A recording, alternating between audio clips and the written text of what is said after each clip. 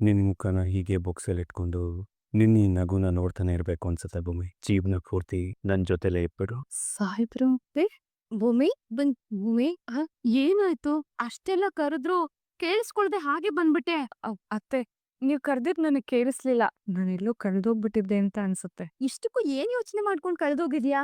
ಓ, ಅಂಜು ಆ ರೀತಿ ಎಲ್ಲ ಮಾತಾಡಿದ್ಲು ಅಂತ ಅದ್ರ ಬಗ್ಗೆ ಬೇಜಾರ್ ಮಾಡ್ಕೊಂಡ್ ಯೋಚನೆ ಮಾಡ್ತಿದ್ಯಾ?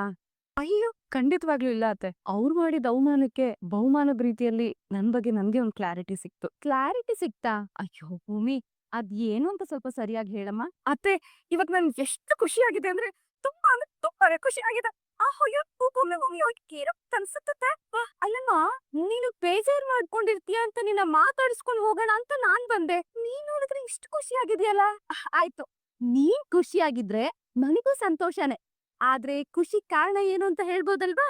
ಅತ್ತೆ, ಈ ದೇವ್ರ ಸನ್ನಿಧಿಲಿರೋದೇ ಒಂದು ದೊಡ್ಡ ಖುಷಿ. ಅದಕ್ಕಿಂತ ಬೇರೆ ಕಾರಣ ಬೇಕಾ? ಆದ್ರೂ ನಾನ್ ಯಾಕೆ ಖುಷಿಯಾಗಿದ್ದೀನಿ ಅಂತ ನಿಮ್ ಹತ್ರ ಹೇಳ್ತೀನಿ. ಆದ್ರೆ ನೀವ್ ನನ್ಗೊಂದ್ ಸಣ್ಣ ಸಹಾಯ ಮಾಡ್ಬೇಕು, ಓಕೆನಾ?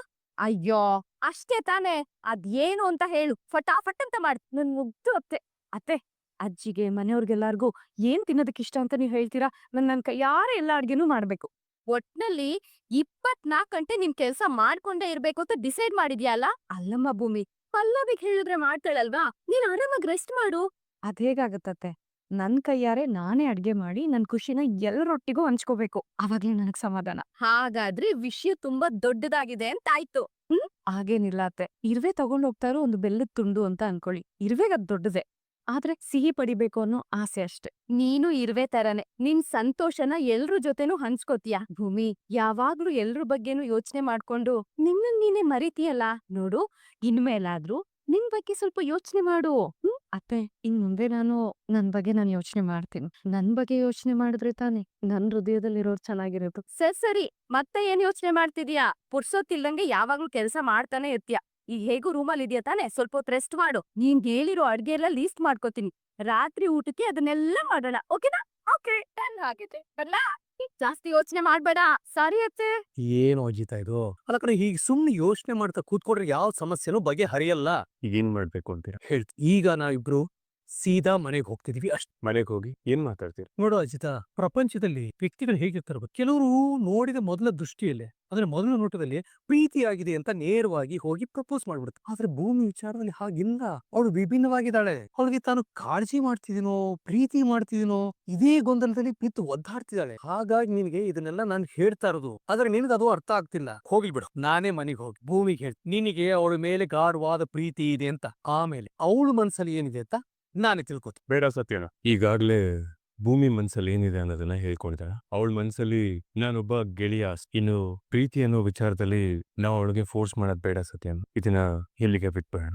ಸರಿಯಪ್ಪ, ನಾನೇನೋ ಬಿಟ್ಟು ಬಿಡ್ತೀನಿ. ಆದ್ರೆ ಮುಂದೆ ನಿನ್ನ ಜೀವನದ ಕಥೆ ಏನು ಈ ಪ್ರೀತಿ ಅನ್ನೋ ವಿಚಾರದಲ್ಲಿ? ಗೊತ್ತಿಲ್ಲ. ನರಕದಲ್ಲಿ ಕೊಡೋ ಹಿಂಸೆಗಿಂತ ನೆನಪುಗಳು ಕೊಡೋ ಹಿಂಸೆ ತುಂಬಾ ನೋವಾಗುತ್ತೆ ಸತ್ಯನ. ಸಾಹಿತ್ಯ ನನ್ನ ಬಿಟ್ಟು ಹೋದ್ಮೇಲೆ ಈ ಮರುಭೂಮಿಲಿ ಹಸಿರು ಚಿಗ್ರಲ್ಲ ಅನ್ಕೊಂಡಿದ್ದೆ. ಆದ್ರೆ ಭೂಮಿ ನನ್ ಜೀವನಕ್ಕೆ ಬಂದು ಕೂನೆ ಅರಳಿಸ್ಕೊಟ್ರೆ ಸತ್ಯನ. ಅವಳು ಬಂದ ಮೇಲಿಂದ ನನ್ಗೆ ಸಾಹಿತ್ಯ ನೆನಪು ಬರ್ದೇ ಇರೋಷ್ಟು ನನ್ನ ಆವರಿಸ್ಕೊಟ್ಟಿದ್ದಾಳೆ. ಯಾಕೋ ಭೂಮಿನ ಬಿಟ್ಟು ನಾನು ಒಂದೇ ಒಂದು ಕ್ಷಣನೂ ಜೀವನದಲ್ಲಿ ಇರಲ್ಲ ಅಂತ ಅನಿಸ್ತಿದೆ. ಅಷ್ಟು ಹಚ್ಕೊಂಡ್ಬಿಟ್ಟಿದ್ದೀನಿ ಅವಳನ್ನ ನಾನು.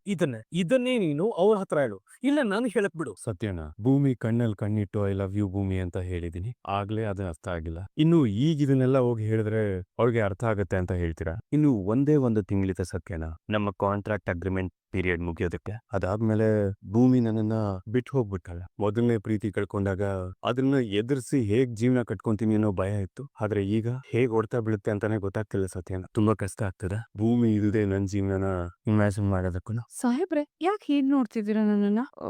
ನೀವೀಗೆಲ್ಲ ನೋಡ್ಬೇಡಿ ನನ್ನನ್ನ. ನಂಗ್ ನಾಚಿಕೆ ಆಗತ್ತೆ. ಸಾಹೇಬ್ರೆ, ನನಗ್ ಗೊತ್ತು ನೀವ್ ನನ್ನ ಬಿಟ್ಟು ಬೇರೆಯವ್ರನ್ನ ನೋಡಲ್ಲ ಅಂತ. ಸಾಹೇಬ್ರೆ, ನಿಮ್ ಬಾಯಿ ಬಡ್ಕಿಗೆ ನಿಮ್ ಮೇಲೆ ಲವ್ ಆಗಿದೆ. ಇನ್ ಮುಂದೆ ನಿಮ್ ಬಿಟ್ಟು ಹೋಗೋ ಮಾತೇ ಇಲ್ಲ. ಅಷ್ಟೇ ಅಲ್ಲ ಸಾಹೇಬ್ರೆ, ನಿಮ್ ಹತ್ರ ನಾನು ಇನ್ನೂ ಒಂದ್ ಮುಖ್ಯವಾದ ವಿಷಯ ಹೇಳ್ಬೇಕು. ಆ ವಿಷಯನ ನಿಮ್ ಹತ್ರ ಹೇಳಿದ್ರೆ ನಾನೀಗ ಅದೆಷ್ಟು ಖುಷಿಯಾಗಿದ್ದೀನೋ ನೀವು ಅಷ್ಟೇ ಖುಷಿ ಪಡ್ತೀರಾ. ಸಾಹೇಬ್ರೆ, ನಾನೇನೋ ನಿಮ್ಮನ್ನ ತುಂಬಾನೇ ಪ್ರೀತಿಸ್ತಾ ಇದ್ದೀನಿ. ಆದ್ರೆ ನೀವು ನನ್ನ ಪ್ರೀತಿಸ್ತಾನೆ ಇಲ್ವಲ್ಲ? ಹಾಗಂತ ಒಂದ್ ದಿವಸನೂ ಹೇಳೇ ಇಲ್ವಲ್ಲ? ಅಯ್ಯೋ, ಒಂದ್ ವೇಳೆ ಸಾಹೇಬ್ರು ನನ್ನ ಪ್ರೀತಿಸ್ದೇ ಇದ್ರೆ ನಾನು ಹೋಗ್ ಕೇಳ್ದಾಗ ಅವ್ರು ನನ್ ಮೇಲೆ ಕೋಪ ಮಾಡ್ಕೊಬಿಟ್ರೆ? ಮೊನ್ನೆ ಸ್ಟೇಷನ್ ಅಲ್ಲಿ ಆಡ್ಕೊಂಡ್ರಲ್ಲ, ಆ ರೀತಿ ಆಡ್ಕೊಂಡ್ಬಿಟ್ರೆ ಇನ್ ನಾನ್ ಏನ್ ಮಾಡ್ಲಿ? ಅಪ್ಪ ಕೃಷ್ಣ, ನೀನೇ ಏನಾದ್ರು ದಾರಿ ತೋರಿಸ್ಬೇಕು. ನಾನ್ ಸಾಹೇಬ್ರ ಹತ್ರ ನಾನ್ ಪ್ರೀತಿ ಮಾಡ್ತಿದೀನಿ ಅಂತ ಹೇಳ್ಕೊಳ್ಳ ಬೇಡ್ವಾ? ಇಲ್ಲ ಇಲ್ಲ ಇಲ್ಲ ಇಲ್ಲ, ನಾನ್ ಸಾಹೇಬ್ರನ್ನ ಪ್ರೀತಿಸ್ತಾ ಇದೀನಿ. ಅದನ್ನ ನಾನು ಹೇಳ್ಕೊಳ್ಳೇಬೇಕು. ಇನ್ನ ಎಷ್ಟ್ ದಿನ ಅಂತ ನನ್ ಮನ್ಸಲ್ಲೇ ಬಚ್ಚಿಟ್ಕೊಳಕ್ಕಾಗುತ್ತೆ? ಇಲ್ಲ, ನಾನ್ ಹೇಳ್ಲೇಬೇಕು. ನನ್ ಮನ್ಸಲ್ಲಿ ಏನಿದ್ಯೋ ಅದನ್ನ ನೇರವಾಗಿ ನಮ್ ಸಾಹೇಬ್ರ ಹತ್ರ ಹೇಳ್ಬಿಡ್ತೀನಿ. ಇನ್ ಮಿಕ್ಕಿದ್ದೆಲ್ಲ ನಮ್ ಕೃಷ್ಣಂಗ್ ಬಿಟ್ಬಿಡ್ತೀನಿ. ಅಯ್ಯೋ, ಆದ್ರೆ ಹೇಗೆ ಹೇಳಿ ಇವ್ರತ್ರ? ಸಾಹೇಬ್ರೆ, ನಾನ್ ನಿಮ್ಮನ್ನ ತುಂಬಾ ಪ್ರೀತಿಸ್ತಾ ಇದ್ದೀನಿ. ನಿಮ್ ನಗುವಿನ ಬೆಳಕೆ ನನ್ ಕನಸುಗಳಿಗೆ ದಾರಿದೀಪವಾಗಿದೆ. ನಿಮ್ಮ ಮಾತಿನ ಮಳೆ ಬಿಂದುಗಳಲ್ಲಿ ನನ್ನ ಹೃದಯದ ಹೂವು ಸ್ವಲ್ಪ ಜಾಸ್ತಿನೇ ಆಯ್ತು. ಡೈರೆಕ್ಟ್ ಆಗಿ ಇಂಗ್ಲಿಷಲ್ಲಿ ಐ ಲವ್ ಯು ಸಾಹೇಬ್ರೆ ಅಂತ ಹೇಳ್ಬಿಡ್ತೀನಿ. ಸಾಹೇಬ್ರೆ, ಐ ಲವ್ ಯು. ಈ ರೀತಿ ನಮ್ ಸಾಹೇಬ್ರ ಮುಂದೆ ಹೋಗಿ ಕಣ್ಣಲ್ಲಿ ಕಣ್ಣಿಟ್ಟು ನಾನ್ ಮಾತಾಡಕ್ಕಾಗುತ್ತಾ? ಆಗಲ್ಲ. ಅವ್ರ ಮನ್ಸಲ್ಲಿ ಏನಿದೆ ಅಂತಾನೂ ನನಗ್ ಗೊತ್ತಿಲ್ಲ. ಏನಪ್ಪ ಮಾಡ್ಲಿ ನಾನೀಗ? ಈ ವಿಷಯನ ಮುಚ್ಚಿಡೋದಕ್ಕೆ ನನ್ ಕೈಯಿಂದ ಸಾಧ್ಯನೇ ಇಲ್ಲ. ನಾನ್ ಸಾಹೇಬ್ರ ಹತ್ರ ಹೇಳೇ ಬಿಡ್ತೀನಿ. ಆದ್ರೆ ಹೇಗೆ? ಅದೇ ಸರಿ, ಮನ್ಸಲ್ಲಿರೋ ಪ್ರೀತಿನ ಬರ್ದ್ ಹೇಳ್ಬೋದು. ಅಕ್ಷರಗಳಿಗೆ ಬೇರೆನೇ ಶಕ್ತಿ ಇದೆ. ನಾನೇ ಒಂದ್ಸಲ ಸಾಹೇಬ್ರಿಗೆ ಹೇಳಿದ್ದೆ, ಪ್ರೀತಿ ಮಾತಲ್ಲಿ ಹೇಳೋದಕ್ಕಿಂತ ಬರ್ದ್ ಹೇಳೋದು ಸುಲಭ ಅಂತ. ಇವತ್ತು ನಾನು ಹಾಗೆ ಮಾಡ್ತೀನಿ. ಸತ್ಯನ, ಈ ಅಗ್ರಿಮೆಂಟ್ ಪೇಪರ್ಸ್ ಅಲ್ಲಿ ಒಂದು ಕ್ಲಾಸ್ ಇದೆ, ನೆನ್ಪಿದ್ಯಾ? ನಮ್ಮಿಬ್ರಲ್ಲಿ ಯಾರ್ಗೆ ಪ್ರೀತಿ ಹುಟ್ಟಿದ್ರು ಒಬ್ರ ಮೇಲೆ ಒಬ್ರಿಗೆ ಆ ಕಾಂಟ್ರಾಕ್ಟ್ ಅಲ್ಲೇ ಅವತ್ತೇ ಕ್ಯಾನ್ಸಲ್ ಆಗ್ಬಿಡತ್ತೆ ಅಂತ. ನೆನಪಿದೆ ಕಣಪ್ಪ.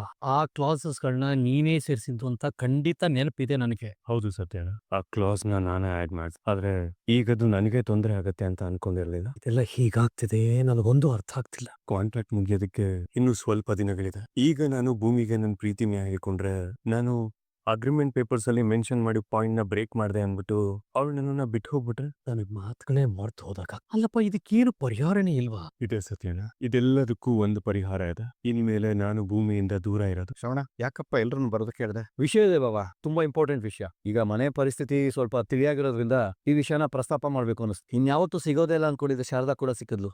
ನಿಧಾನವಾಗಿ ಮನೆ ಪರಿಸ್ಥಿತಿಗೆ ಅವಳು ಹೊಂದ್ಕೊಂತ ಇದ್ದಾಳೆ. ಇನ್ನು ಭೂಮಿ ಅವ್ರ ತಾಯಿ, ಅವ್ರ ಆರೋಗ್ಯ ಕೂಡ ನಿಧಾನವಾಗಿ ಸುಧಾರಿಸ್ಕೊಂತ ಇದೆ. ಇನ್ನು ನಮ್ಮ ಯಂಗ್ ಬಾಯ್ ನಚ್ಚಿ ಅಂಜು ಮದ್ವೆ, ಅವ್ರ ಒಪ್ಪಿಗೆ ಅಂದ್ರೆ ನಾವು ಅದನ್ನ ಮಾಡಿ ಮುಗಿಸ್ತಿದೀವಿ. ಎಲ್ಲ ಚೆನ್ನಾಗೇ ನಡೀತಾ ಇದೆ. ಆದ್ರೂ ಒಂದು ಕೊರತೆ ಎದ್ದು ಕಾಣ್ತಾ ಇದೆ. ಏನೋ ಅದು?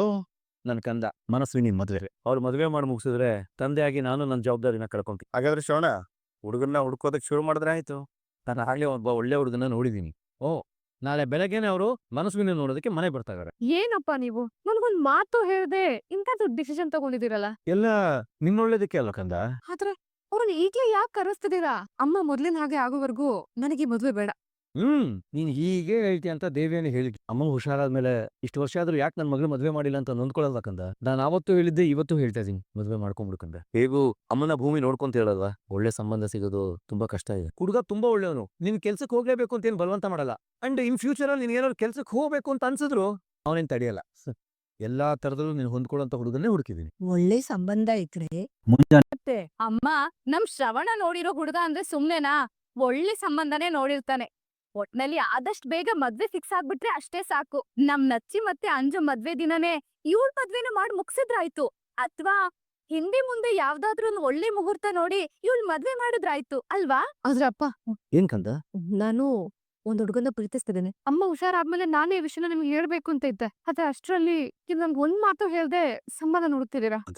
ನಾನ್ ಭೂಮಿನ ಪ್ರೀತಿಸ್ತಾ ಇರೋ ವಿಚಾರ ಅಪ್ಪಿ ತಪ್ಪಿನೋ ಭೂಮಿಗೆ ಗೊತ್ತಾಗ್ಬಾರ್ದು. ಅವಳು ಬಿಟ್ಟು ಹೋದ್ಮೇಲೆ ಅದನ್ನ ಡೈಜೆಸ್ಟ್ ಮಾಡ್ಕೊಳ್ಳುವಂತ ಶಕ್ತಿನ ನಾನು ಈಗ್ಲಿಂದಾನೇ ಬೆಳೆಸ್ಕೊಂಡು ಹೋಗ್ಬೇಕು. ಸತ್ಯಣ್ಣ, ಬೇಡ ಅಜಿತ, ಬೇಡ. ಹೀಗೆಲ್ಲ ಏನೇನೋ ನಿರ್ಧರಿಸ್ಕೋಬೇಡ. ಜೀವನ ಅಂದ್ರೆ ಗೆರೆ ಎಳ್ದ ಹಾಗೆ ಬದುಕುವಂತದ್ದಲ್ಲ.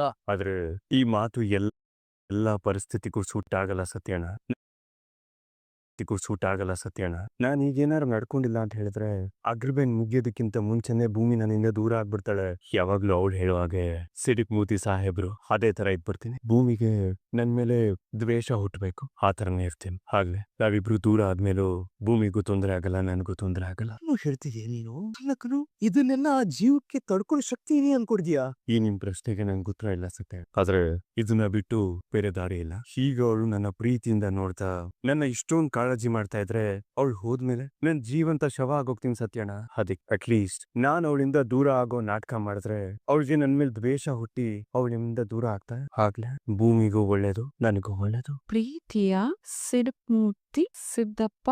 ಅಶೋ ಭೂಮಿ, ನಿಂಗ್ ಸ್ವಲ್ಪನೂ ಬುದ್ಧಿನೇ ಇಲ್ಲ. ಈ ಸಿಡುಕ್ಮೂರ್ತಿ ಸಿದ್ದಪ್ಪ ಎಲ್ಲ ಆವಾಗ ಈಗ ನನ್ ಸಾಹೇಬ್ರನ್ನ ನಾನ್ ಪ್ರೀತಿ ಮಾಡ್ತಾ ಇದ್ದೀನಿ. ಇವಾಗೆಲ್ಲ ಕರೆಯೋಗಿಲ್ಲ. ಏನಂತ ಕರೀಲಿ?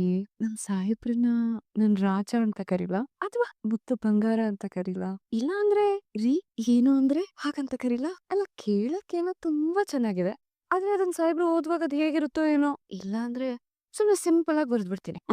ಪ್ರೀತಿಯ ಸಾಹೇಬ್ರಿಗೆ ನಾನ್ ತುಂಬಾ ಪ್ರೀತಿಯಿಂದ ಇದನ್ನ ಬರಿತಾ ಇದ್ದೀನಿ.